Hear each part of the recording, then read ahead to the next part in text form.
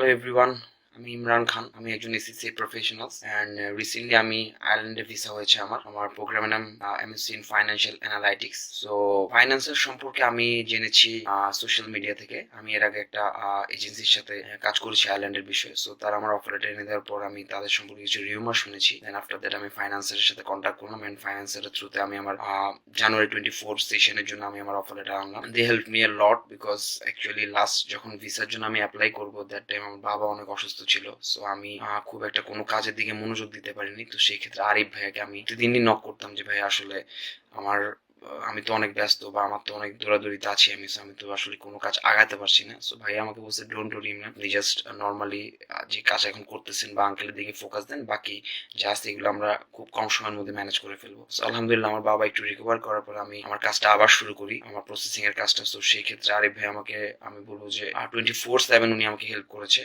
আমার পুরো ফাইল গোছানো থেকে শুরু করে everything A.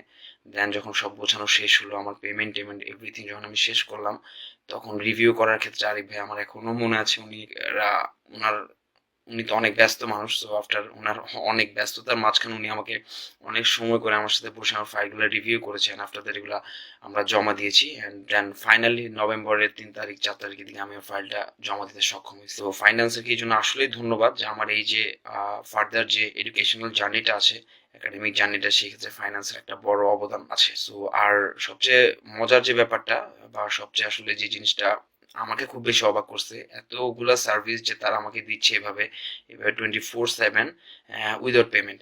So which is like আমি জাস্ট অ্যাস্টনিশড এটা দেখা, যে মানে উইদাউট পেমেন্ট এত নর্মালি তো বাংলাদেশের এজেন্সির যে অবস্থা, যে আমরা আসলে বিশ্বাস করতে আমাদের 4-5 দিন 10 দিন 1 মাস চলে যায়। আপনাদের বিশ্বাস করো যে আমরা কাজ করাই, সেই ক্ষেত্রে আমরা অনেক প্রবলেম ফেস করি। তো সেই ক্ষেত্রে ভাইয়ারা ফ্রি আমাদেরকে এত সুন্দর করে কনসালটেন্সি দিবে, এটা আসলে আমি এক্সপেক্ট করি নাই। মনে করেছিলাম হয়তো সবগুলো কাজ নিজে থেকে করে নিজেই রিভিউ করে হয়তো দিতে হবে, হয়তো তারা জাস্ট একটা গাইডলাইন দিবে, বাট আসলে না, কাজগুলো নিজে করেছি, দ্যাটস ট্রু।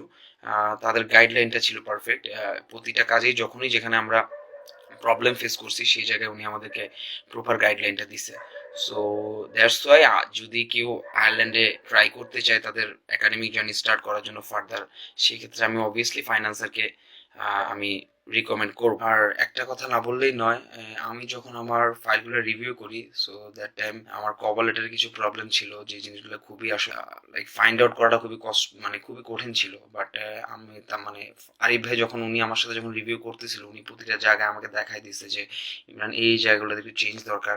সো চেঞ্জ করার পরও আমি যখন ওনাকে আবার রিভিউ করতে দিলাম, সো উনি আবার রিভিউ করে উনি নিজেই পরে চেঞ্জ করে দিচ্ছে অনেক জায়গায়। তো এটা আমি বলবো যে অনেক হেল্পফুল ছিল আমার জন্য। হয়তো বিকজ অফ হয়তো কভার লেটারটা অনেক ইম্পর্টেন্ট একটা জিনিস, যেটা আসলে ভিসা এম্বাসি হয়তো এটা দেখার পরে তাদের ডিসিশনটা চেঞ্জ হয় এটার উপরে।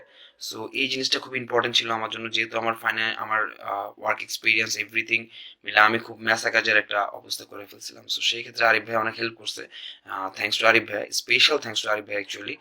আর আদার্স যে ফাইন্যান্সার টিমের মেম্বার্স আছে সবাই আমাদেরকে অনেক হেল্প করছে, ধন্যবাদ সবাইকে। সো এই আমার experience, thank you so much.